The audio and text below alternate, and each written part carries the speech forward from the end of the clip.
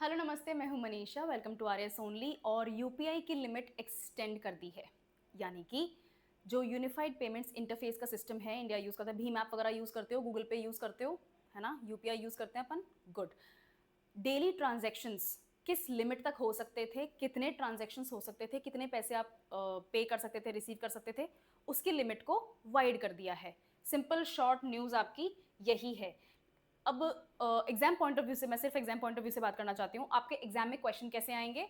कौन कौन से ट्रांजेक्शन्स में लिमिट इंक्रीज हुई है, कितनी लिमिट इंक्रीज हुई है, पहले क्या थी और क्यों, यही क्वेश्चंस बनते हैं। और क्वेश्चन नहीं बन पाएगा, ठीक है, लेकिन अच्छा क्वेश्चन बनेगा। करंट अफेयर्स की मेजर न्यूज़ है, राइट। सो मिंट ने भी बहुत अच्छे से कवर किया है। आपको ज़्यादा अच्छा एक्सप्लेनेशन चाहिए, मिंट में मिलेगा और द हिंदू में मिलेगा। बहुत ही ब्रिलियंट एक्सप्लेनेशन है, आप चेक कर सकते हैं, राइट। Okay, let's start. तो सबसे पहले देखते हैं कि यूपीआई होता क्या है। यूनिफाइड पेमेंट्स इंटरफेस, ये होता क्या है? एक रियल टाइम पेमेंट सिस्टम है जिसमें बैंक टू बैंक अपन ट्रांसफर कर सकते हैं यूजिंग मोबाइल एप्स। तीन वर्ड, तीन फ्रेजेस आपको यूज करने हैं। मोबाइल एप्स, है ना। यहां पर आपके आ जाएंगे गूगल पे, फोन पे, पेटीएम और भीम ऐप, ठीक है। मोबाइल ऐप को यूज करके आप एक बैंक से पैसे लेके दूसरे बैंक को दे रहे हैं। यानी कि मैंने किसी अगर को पेमेंट किया है ना, तो मेरा बैंक अकाउंट अलग है, उसका बैंक अकाउंट अलग है। बैंक चाहे एक ही हो, उससे फर्क नहीं पड़ता, राइट। तो इस बैंक अकाउंट से ट्रांजैक्शन उस बैंक अकाउंट में जाए या उससे यहां आए, इन दोनों के बीच में मैंने एक ऐप यूज करी है, वो यूपीआई के थ्रू होता है और उसी को यूपीआई कहते हैं, ठीक है ना। हाँ, रियल टाइम पेमेंट सिस्टम कि ऐसे ही तो करते हैं ना, मतलब अपन जाते हैं, पेमेंट करते हैं और वो हाथों हाथ पैसे पहुंच जाते हैं। यही तो रेवोल्यूशनरी स्टेप है ना गवर्नमेंट का। इसी का तो ऐड हो रहा है चारों तरफ, राइट। ये डेफिनेशन है, डेफिनेशन इंपॉर्टेंट है, आपको जरूरी है जानना। डेफिनेशन से भी डायरेक्ट क्वेश्चन आता है, एमसीक्यू भी आता है, और अगर कोई डिटेल्ड डिस्क्रिप्शन क्वेश्चन आता है तो उसमें भी आप डेफिनेशन मेंटेन इंक्लूड करके वर्ड लिमिट तक पहुंच सकते हैं, राइट। ओके, की फीचर्स, इसके फीचर्स क्या हैं? बहुत मल्टीपल बैंक अकाउंट्स को लिंक करने का काम है एक ऐप का। तो आप अगर पहली बार अगर अपन गूगल पे वगैरह इंस्टॉल करते हैं तो उसमें वो पूछते हैं कि ये बैंक्स अवेलेबल हैं हमारे पास में, इनमें से कौन से वाले में आपका अकाउंट है ना। कम से कम नहीं तो 50 बैंक्स की लिस्ट आती है। तो मल्टीपल बैंक अकाउंट्स इसमें लिंक्ड हैं। दूसरा, वर्चुअल पेमेंट एड्रेस होता है। आप अपना लिंक किसी को भेजते हैं तो वो लिंक क्या है? यहाँ पर आपका यूजर नेम है @UPI, यही लिंक होता है। अभी गूगल पे खोल के देखो, उसमें दिख जाएगा। और पेटीएम वगैरह में सब में सामने ही लिखा हुआ है, ज़्यादा अंदर घुस के कोई बटन दबाने की जरूरत नहीं है ना। गुड, ये दोनों चीज़ें। एंड तीसरी, ये पॉपुलर क्यों है? क्योंकि ये फास्ट है, ज़्यादातर यूजर्स के लिए फ्री है, सिक्योर है ना। इसमें अभी तक ऐसी कोई शिकायत आई नहीं है कि मेरा पैसा लैप्स हो गया, और अगर लैप्स हो जाता है तो वापस रिटर्न भी हो जाता है। इसके ऊपर काफ़ी अच्छा कंट्रोल है, राइट। और रेवोल्यूशनाइज कर रहा है। अभी रिसेंटली कौन से कंट्री ने अडॉप्ट किया है यूपीआई सिस्टम? इसलिए इसको रेवोल्यूशनाइज भी बोल रहे हैं। Everyone is, almost everyone is using it. जिसका बैंक अकाउंट है और जिसके पास में एक स्मार्टफोन है, वो चांसेस हैं, अच्छे चांसेस हैं कि वो यूपीआई यूज कर रहे हैं, राइट। तो ये आपके हो गया डेफिनेशन का पार्ट कि आखिर यूपीआई है क्या। अब अपन देखते हैं कि आखिर हुआ क्या है, चेंज क्या हुआ है, और कैसे इंप्लीमेंट किया जाएगा, और लास्ट में अपन देखेंगे कि आखिर ऐसा हुआ क्यों है। फर्स्ट, चेंज क्या हुआ है? डेली लिमिट जो है, आप ट्रांजैक्शन करते हैं पर्सन टू मर्चेंट और पर्सन टू पर्सन, दो ही तरीके के ट्रांजैक्शंस होते हैं। एक पर्सन टू मर्चेंट, मर्चेंट क्या होता है? बिजनेसमैन, ठीक है ना। मैं शॉप पे गई और मैंने कुछ सामान लिया है, तो फिर मैं जो पेमेंट कर रही हूँ वो मर्चेंट को कर रही हूँ, बिजनेसमैन को कर रही हूँ।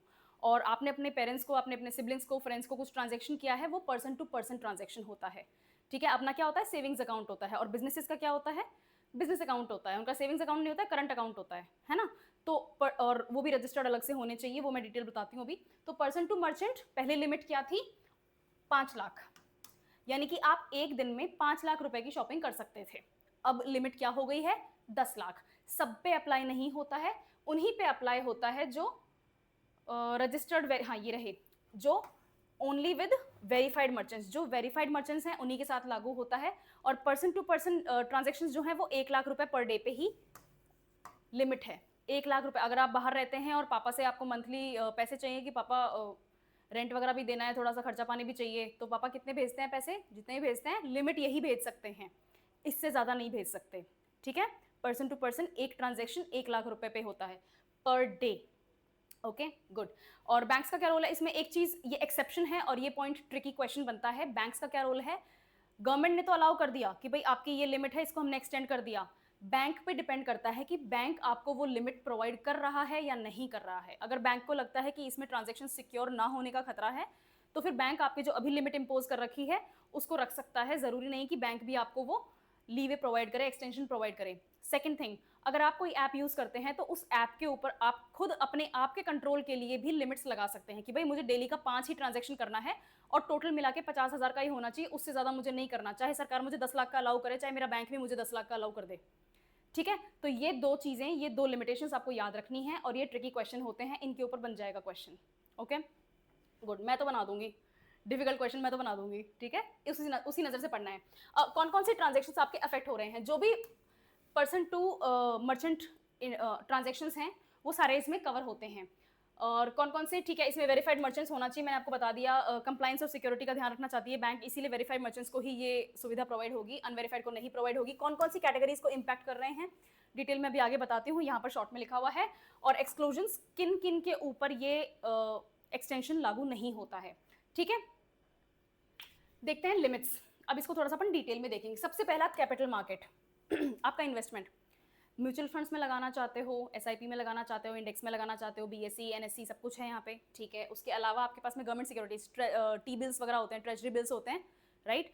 गवर्नमेंट सिक्योरिटीज में और इन बाकी के मार्केट्स में अगर आप इन्वेस्ट करना चाहते हो तो पहले क्या लिमिट थी, 2 लाख रुपए, एक ट्रांजेक्शन 2 लाख रुपए का कर सकते थे, है ना, और मल्टीपल ट्रांजेक्शन्स करने पड़ते थे। अब क्या है, अब ट्रांजेक्शन 5 लाख रुपए का कर सकते हो और दिन भर का 10 लाख रुपए का ट्रांजेक्शन कर सकते हो।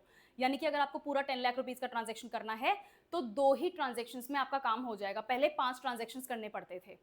समझ में आया? Good. Next, insurance premium, insurance premium में पहले आपको 2 लाख रुपए का ट्रांजेक्शन एक बार में मिलता था, डेली 10 लाख रुपए, अब आपको 5 लाख रुपए का ट्रांजेक्शन मिलेगा। अब अगेन डेली 10 लाख रुपए की लिमिट है और 2 ट्रांजेक्शन्स में आप अपना पूरा का पूरा इंश्योरेंस का प्रीमियम पे कर सकते हैं। और क्यों, क्योंकि भाई ठीक है, लार्जर इन्वेस्टमेंट्स हैं, प्रीमियम्स हैं, बहुत सारे लोग इन्वेस्ट करते हैं, बहुत प्रीमियम्स अर्न करते हैं, तो उनके ट्रांजेक्शन्स, जो नंबर ऑफ ट्रांजेक्शन्स है ना, वो कम हो जाने चाहिए। ये एक्चुअली खुशखबरी है ना चार्टर्ड अकाउंटेंट्स के लिए है, उनको नहीं सर पकड़ना पड़ेगा कि बार बार फाइल में निकाल के कि कौन सा ट्रांजेक्शन कितने का हुआ था। ठीक है, ओके। नेक्स्ट डिटेल, ट्रैवल और फ्लाइट्स वगैरह के ऊपर पर ट्रांजैक्शन पहले 1 लाख रुपए का था, अब 5 लाख रुपए का कर दिया है, डेली 10 लाख रुपीज। नोट समझ में आ रहा है ना? आई एम होपिंग कि आ रहा है। आप एक दिन में 10 लाख रुपए का टोटल ट्रांजैक्शन कर सकते हैं। पहले एक बार में एक ट्रांजैक्शन करते थे 1 लाख रुपए का, ठीक है, तो 10 ट्रांजैक्शंस करने पड़ते थे 10 लाख तक पहुंचने के लिए। पहले खैर 10 लाख अवेलेबल नहीं था, 5 लाख अवेलेबल था, बट 5 ट्रांजैक्शंस। अब लिमिट भी 10 लाख कर दी, यानी कि आप एक दिन में 10 लाख का ट्रांजैक्शन कर सकते हैं और 2 ही ट्रांजैक्शंस में आपके वो 10 लाख की लिमिट आप तक पहुंच सकती है, क्योंकि 5 लाख उन्होंने एक्सटेंड कर दिया ट्रांजैक्शंस में। ठीक है, next, government e market place, जिसमें आपके ये पोर्टल्स आ जाएंगे, सारे के सारे टैक्स पेमेंट वगैरह सब कुछ आ जाएगा। पर ट्रांजैक्शन 5 लाख, पहले 1 लाख था और डेली अब 10 लाख का मिल रहा है। ठीक है, और पहले का टैक्स पेमेंट जो है उसी के ऊपर इसको बिल्ड किया है। क्यों? क्योंकि ईज ऑफ ट्रांसपेरेंस आपके लिए बनता है। ठीक है, आसान बनता है, आपका ट्रांजैक्शन जितना आसान हो सके, जितना कम पैसा बीच बीच के स्टेप्स में अटके ना, वो बेस्ट है और उसी की कोशिश की जा रही है। नेक्स्ट, क्रेडिट कार्ड वगैरह के लिए सेम चीज है। 10 लाख रुपए का 6 लाख रुपए की आपकी लिमिट है, अभी तक 10 लाख चल रही थी, बढ़िया। इसमें पहले लिमिट 5 लाख की थी एक दिन की, अब 6 लाख कर दी है, और पहले एक बार का पेमेंट 2 लाख का था और अब 5 लाख कर दिया है, यानी कि 5 लाख प्लस 1 लाख मिलकर आपका 6 लाख का अब ट्रांजेक्शन हो सकता है। नेक्स्ट, कलेक्शंस, कोई भी लोन रीपेमेंट है, कोई आपको ईएमआई देनी है, जैगुआर खरीद ली और ईएमआई जा रही है उसकी, है ना, राइट, तो पर ट्रांजैक्शन आपको 5 लाख रुपए का अवेलेबल है और एक दिन में आप 10 लाख का ट्रांजैक्शन कर सकते हैं। ये याद रखने हैं, ठीक है, इनको भूलना नहीं है, ये याद रखने हैं, राइट। ज्वेलरी परचेजेस, आप जा रहे हैं तनिष्क के ऊपर, आप मालाबार गोल्ड के ऊपर और इन जगहों पे जा रहे हो, ठीक है ना, और पसंद आ गया, बस अब तो लेना है, 6 लाख एक बार में ले सकते हैं। और कितने ट्रांजैक्शंस में ले सकते हैं? 3 ट्रांजैक्शंस में। क्यों? क्योंकि एक ट्रांजैक्शन आपके पास में 2 लाख रुपए का अवेलेबल है, पहले 1 लाख रुपए का था। फॉरेक्स वगैरह, ये जो भी भारत बिल पेमेंट सिस्टम से आप फॉरेन एक्सचेंज लेते हैं, कोई आपके बाहर रहते हैं रिलेटिव्स वगैरह या फिर कोई भी फ्रेंड वगैरह, उनसे आप बीबीपीएस यूज करके अगर एक्सचेंज कर रहे हैं ट्रांजैक्शंस, तो डेली 5 लाख और पर ट्रांजैक्शन भी 5 लाख, यानी कि एक बार में एक ट्रांजैक्शन खत्म कहानी।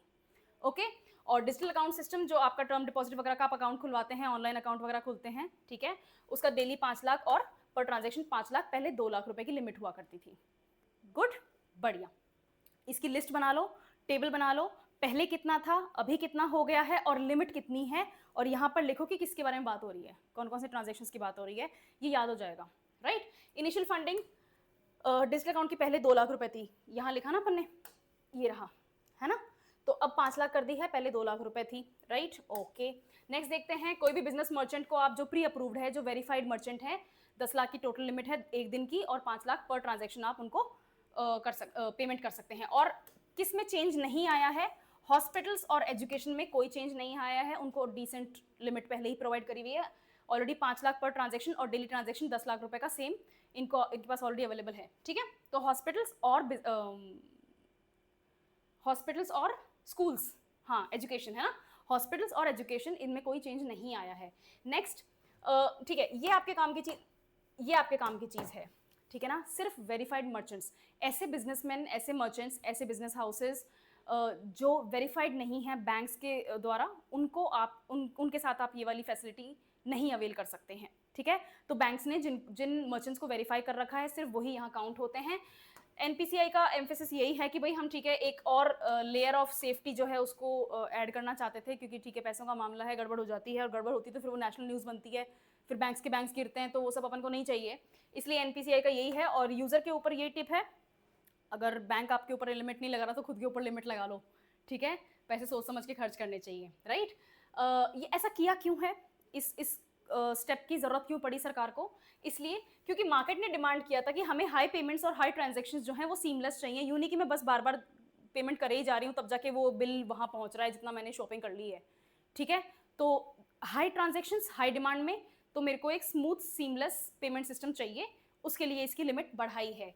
कन्वीनियंट है, येस, यूपीआई के अडॉप्शन को बूस्ट भी मिलता है, आप लिमिट कम कर देंगे तो फॉरेन कंट्रीज भी इसको अडॉप्ट करने के लिए एक तरह से मोटिवेट होंगे। नेक्स्ट, इकोनॉमिक इम्पैक्ट भी है, जितने ज़्यादा आप पैसे खर्च करेंगे उतना ज़्यादा आपके बिजनेसेस को भी हेल्प मिलेगी, और यूपीआई का पेनिट्रेशन ज़्यादा बढ़ेगा तो आपके डिजिटल इंडिया का जो ड्रीम है वो भी फुलफिल होने की तरफ कदम उठाएगा, ठीक है? और एनपीसीआई कहता भी यही है कि भाई हम सिक्योरिटी एनहांस करना चाहते हैं, और लोगों को ट्रांजेक्शंस भी, जो बड़े ट्रांजेक्शंस करना चाहते हैं, हम वो फैसिलिटी भी उनको प्रोवाइड करना चाहते हैं।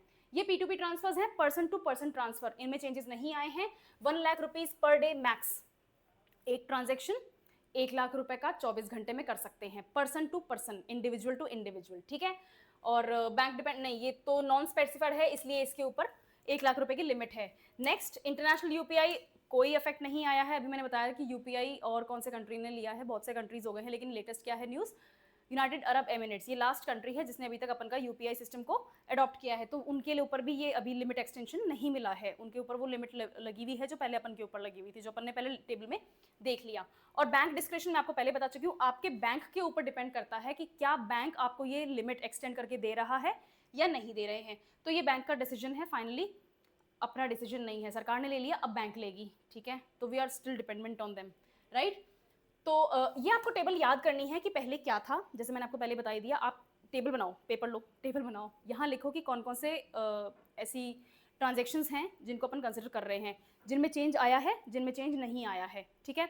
इधर लिखो पहले क्या लिमिट थी, इधर लिखो अब क्या लिमिट हो गई है, और इधर लिखो 24 आवर्स डेली ट्रांजेक्शन्स कितना कर सकते हैं। आपका काम हो गया, ये न्यूज़ कंप्लीट हो गई, हाफ पेज पे कंप्लीट हो जाएगी, ठीक है? गुड।